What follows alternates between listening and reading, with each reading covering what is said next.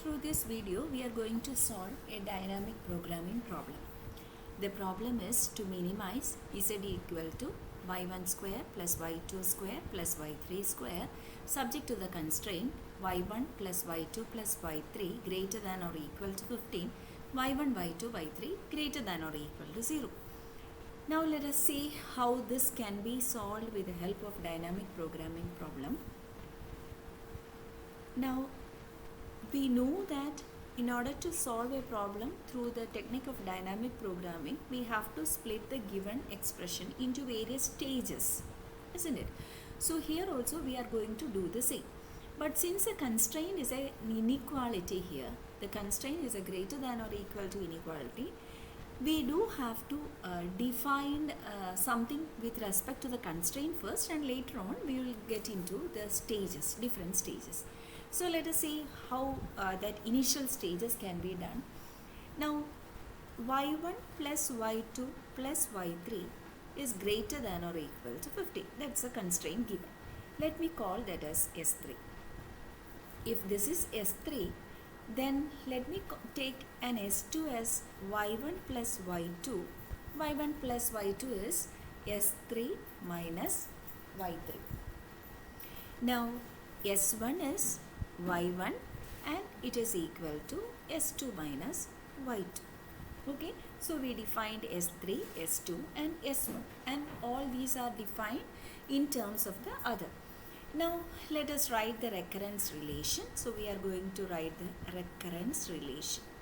We are going to define the stages and hence we are going to write the recurrence relations. So let me define the first relation f1 s1. This is going to be the first stage, and that is equal to minimum of y1 square. Minimum of y1 square. And we know that y1 square is s2 minus y2 the whole square. s2 minus y2 the whole square. Okay. So 0 less than or equal to y1 less than or equal to s1. Okay. So that is f1 s1. Now let me define the second stage f2 s2, and f2 s2 is minimum of y1 square plus y2 square. Minimum of y1 square plus y2 square. And this is equal to minimum of y2 square plus y1 square can be replaced by s2 minus y2 the whole square. So s2 minus y2 the whole square. And now let me define the range for this y2, 0 less than y2 less than or equal to s2. So y2 can go only up to s2. So that's it. That's how we define this f2 s2. So let me be brief. This is minimum of y2 square plus f1 s1. Okay, so we are defining a recurrence relation. Now let us have our f3 s3. That f3 s3 is, so here f3 s3 is minimum of y1 square plus y2 square plus y3 square, and that can be written as minimum of y3 square plus f2 s2. So y3 square plus dividing the remaining y1 and y2 into two parts so that the given policy can be optimized. So hence we have all the recurrence relations, and now here y3 range between 0 and to a maximum s3. Okay, so this is how we define the recurrence relations. Now let us get into the problem. So let us go, now we are going to see how we can solve these recurrence relations.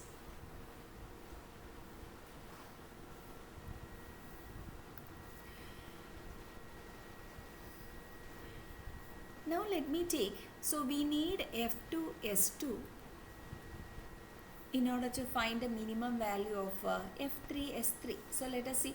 So f1 s1, the minimum is already obtained. So let me take this as minimum of y1 square, let us write this as s2 minus y2 the whole square. So this is the point from where we start the whole thing. So f to s2. Now this f to s2 is minimum of y2 square plus s2 minus y2 the whole square. Minimum of y2 square plus s2 minus y2 the whole square. Now we are going to find the minimum. So inside this curly braces, you know you have just a function of y2, and there we need to find the first derivative, set it equal to 0 so as to get the minimum value of this particular function. Okay, so let us differentiate the given function with respect to y2. y2 is a variable in it. y2 square plus s2 minus y2 the whole square. And on differentiation,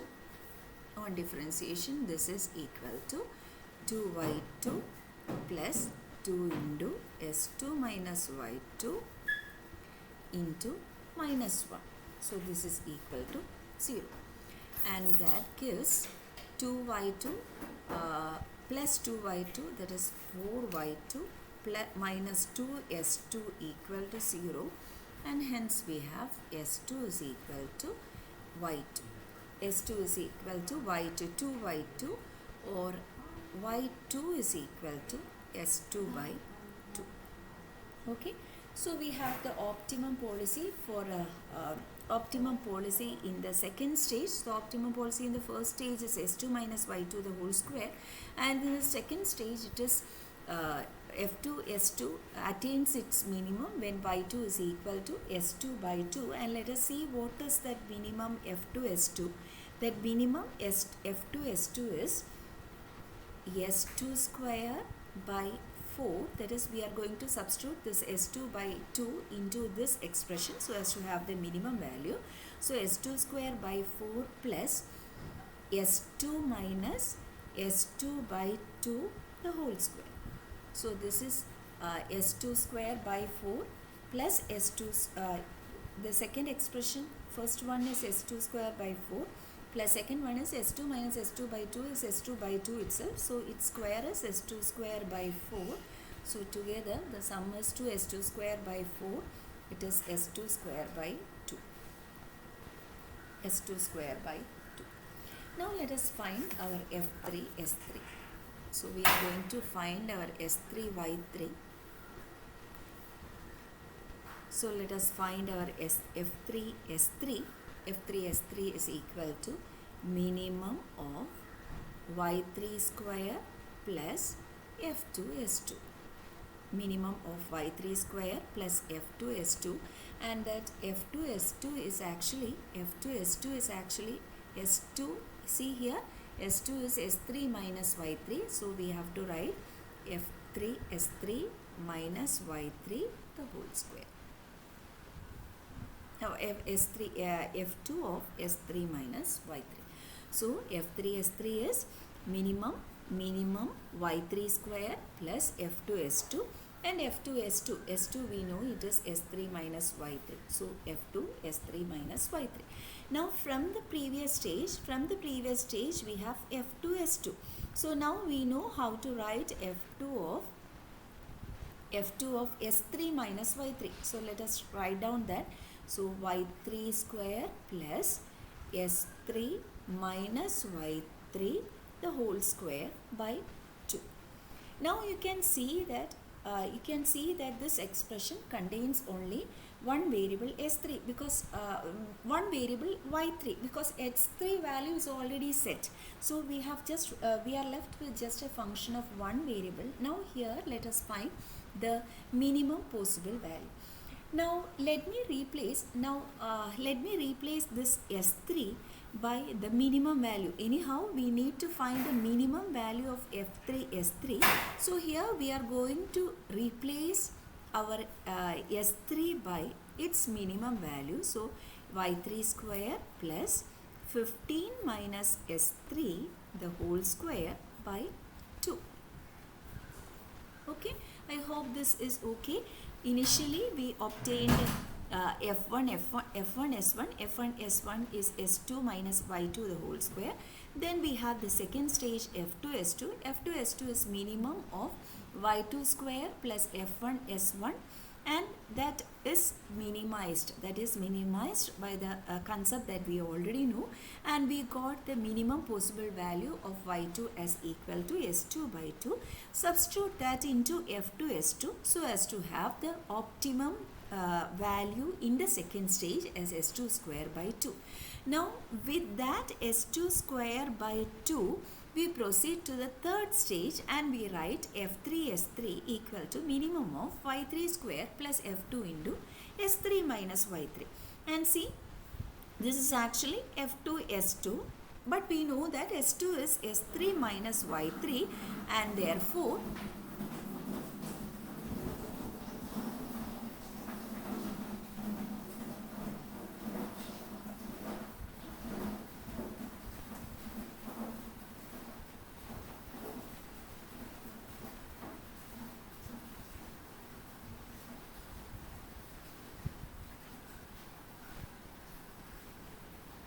we know that F3S3 is minimum of y3 square plus F2 S3 minus y3. It is actually F2S2, but S2 is S3 minus y3, and that is why we got this expression.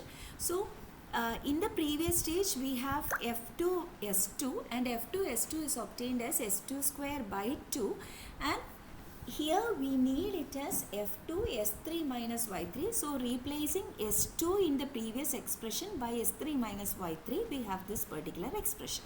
And now the next stage is we have S3 as equal to y1 plus y2 plus y3 greater than or equal to 50. And for S3, the minimum value is 15. So here also we have to get F3 S3 as the minimum of this function. So it is justifiable if we replace S3 by its minimum value 15. Okay. So now it is pretty clear that this expression within the curly braces is just a function of y3. So in order to get the minimum value, we have to differentiate this function with respect to y3. So d by dy3 of y3 square plus 15 minus S3 the whole square by 2. So let us differentiate this. 2y3 plus 2 into 15 minus S3 by 2 is already here into minus 1, and we need to set it equal to 0.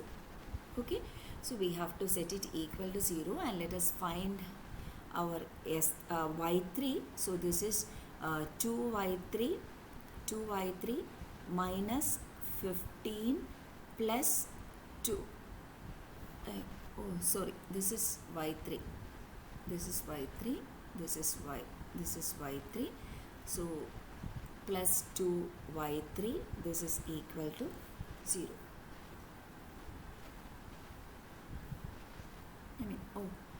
Plus y3 equal to 0. So that gives 3y3 minus 15 is equal to 0. 3y3 minus 15 is equal to 0, and hence we have y3 is equal to 15 by 3 equal to 5. Okay, so we got y3 as equal to 5. So we found out all the required aspects about this problem, and let us get to the problem as a whole. So we obtained the solution to the 3 stages, and let us conclude the problem. So we know that the minimum value for for y3 square plus 1 by 2 15 minus y3 the whole square is at y3 is equal to 5. Okay, so let us write our F3 S3, or S3 can be replaced by its minimum value, that is equal to 5 square plus 15 minus 5 the whole square by 2, and that is equal to 5 square minus 10 square by 2, and hence it is equal to 75. So thus our S3 is equal to minimum value. So we are concentrating on the minimum values. So S3 is equal to 15, and that gives optimum policy for Y3 as equal to 5.